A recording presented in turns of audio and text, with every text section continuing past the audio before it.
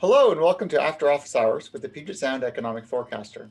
It is that time of year where many people reflect on the year past and think enthusiastically about the one ahead. As economists, we're used to reflecting on the past as we make an attempt to forecast the months ahead and what the reality may be. As I reflected, I kept coming back to these classic lines. It is a dimension as vast as space and as timeless as infinity. It is the middle ground between light and shadow, between science and superstition, and it lies between the pit of man's fears and the summit of his knowledge. This is the dimension of imagination. It is the area which we call the forecast zone. With credit and apologies to Rod Serling, it does seem to fit, perhaps a little too well. We developed this podcast and our social media stream to give you the inside glimpse of what it's like to be sitting in our research center and overhearing all of our side conversations as we track what is going on in the economy. Yes, you could someday find yourself surrounded by economists, so this is good training. From the looks of things, we remain months away from being back in our research center. More on that in a minute. We are keeping these conversations alive, though, via email, Zoom, chats, and I think, given the option, a few of our team members might be willing to try some drone-based note delivery. We are now a month out from our first publication of our December forecast. It seems like a great time to talk about what we know now and where our thoughts are heading. To help you track the different items we'll be discussing, please note that we're recording this episode on January 15th, 2021. Before diving into our current economic thoughts, let's see who's here today. My name is James McCafferty, and I serve as the general manager and publisher for the newsletter. But it's a team that makes the newsletter happen, from outside partners and our center's own research team. Dr. Hart Hodges is an economic professor at Western Washington University. Hart writes the regional forecast article and will occasionally contribute other articles based on the topics. Hart and I both co-direct the Center for Economic and Business Research at Western. Josh Granbush has worn many hats in our center and is currently a data consultant, which sounds incredibly high-tech.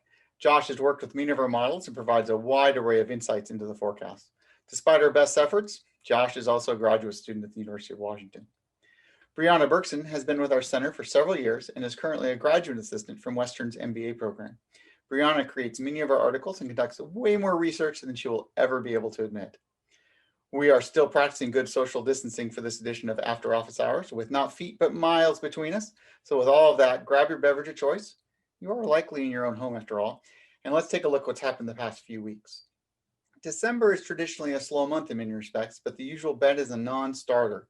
We have an inbound administration in DC, COVID, and a whole lot of activity in the past month to consider for the road ahead.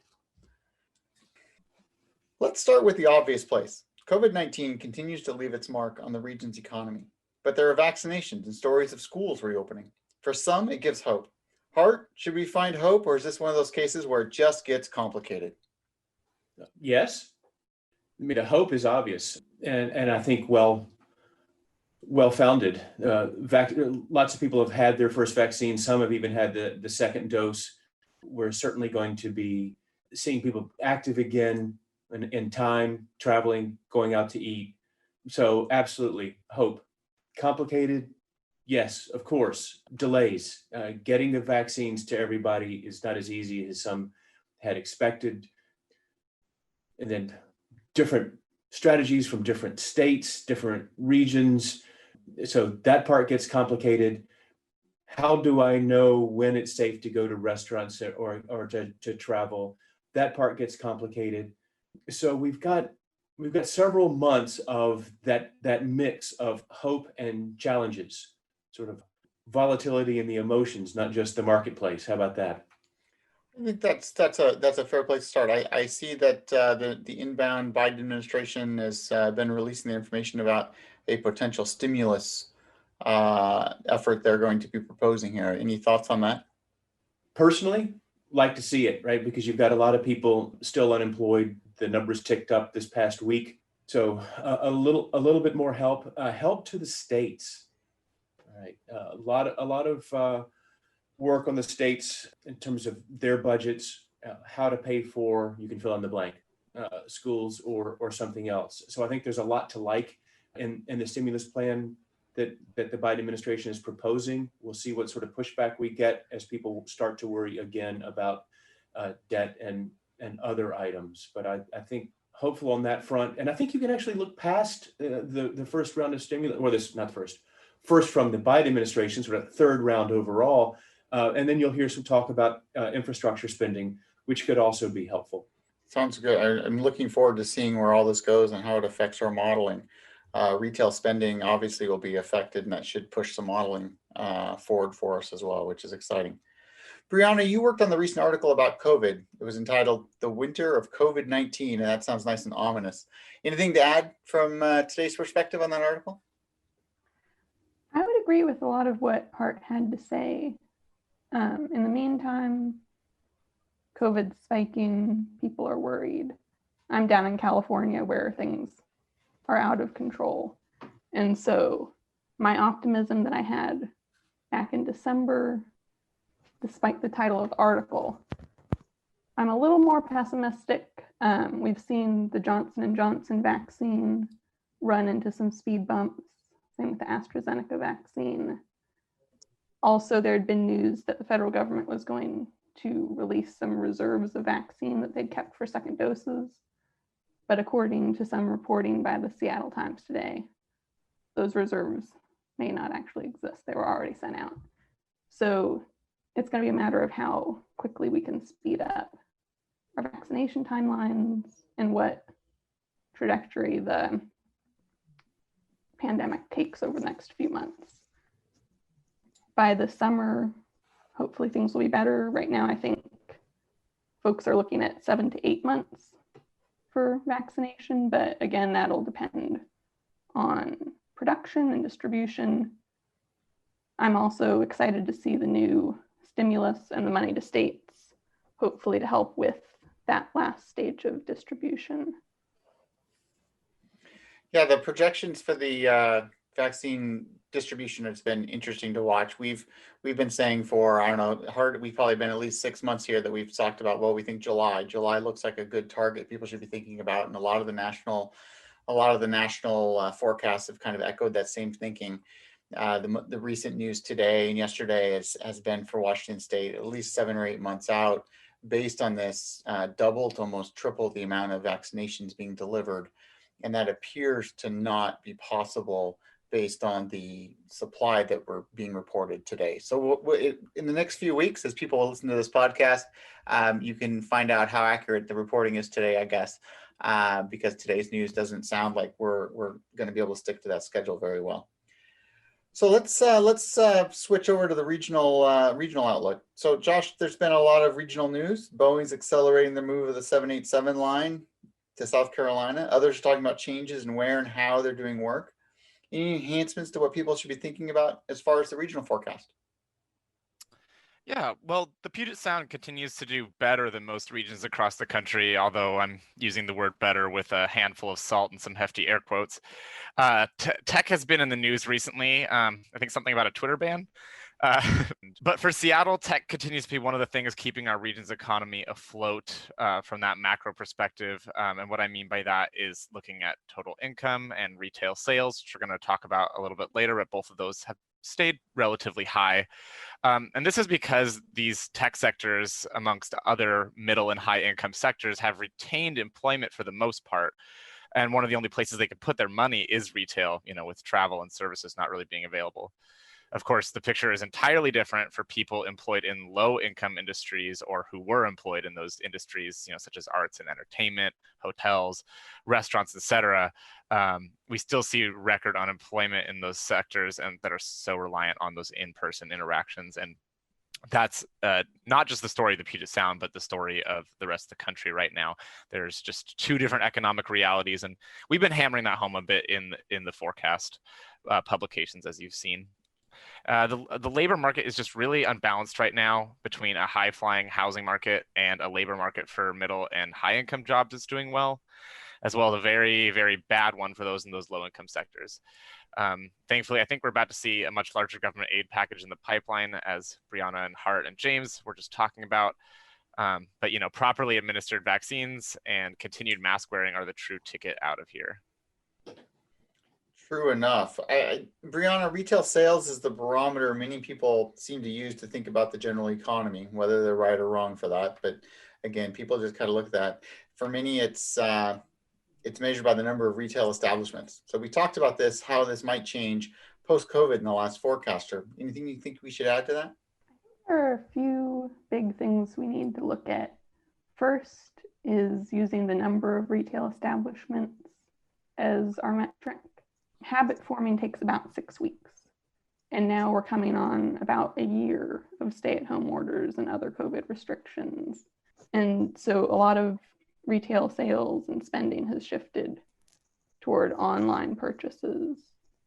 And as these habits are formed, they're likely to continue on into the future. So the number of retail sales establishments in counties is likely to decrease. But this is not necessarily a bad thing because people are still buying the things they need, and the US has had a historically high amount of retail space per capita compared to other countries. Another thing to think about is whether retail sales as a dollar figure is a good metric of the economy's performance. We see that the retail sales index for our leading index has recovered substantially from the beginning of the pandemic. But is that economic recovery, or is that just shifting in spending? People aren't spending as much on travel or concerts or sports or food at restaurants. And so maybe their spending is just shifting more to durable goods, and the economy isn't as good as the index might lead us to believe. A third thing to think about is the distribution of sales between different zip codes. We've seen a lot of store closures in high-income zip codes, as people in those areas are more likely to be able to work from home and not go into the office, are more able to make their purchases online and stay out of stores. The decreases have been less noticeable in lower income zip codes. But as vaccines roll out and people are more comfortable going back to work in person, going back to shopping in person potentially, we think that the recovery in terms of retail sales and businesses will be much faster in the higher income zip codes. And the lower income zip codes, where decreases have been smaller now, are likely to persist for longer.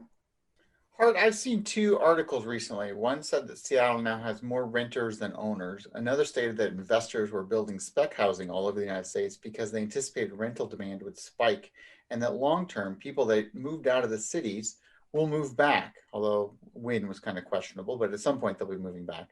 The obvious question here in this thinking is about what does this mean for long-term demand for residential and commercial space in the Seattle market? What do you think? I think you just cheated and packed a lot of questions in there. The article about Seattle having more renters than owners is a curious one, because one sort of knee-jerk interpretation is, oh, that's a problem. Something's gone wrong with the housing market in Seattle. And I don't think that's the right way to think about the article.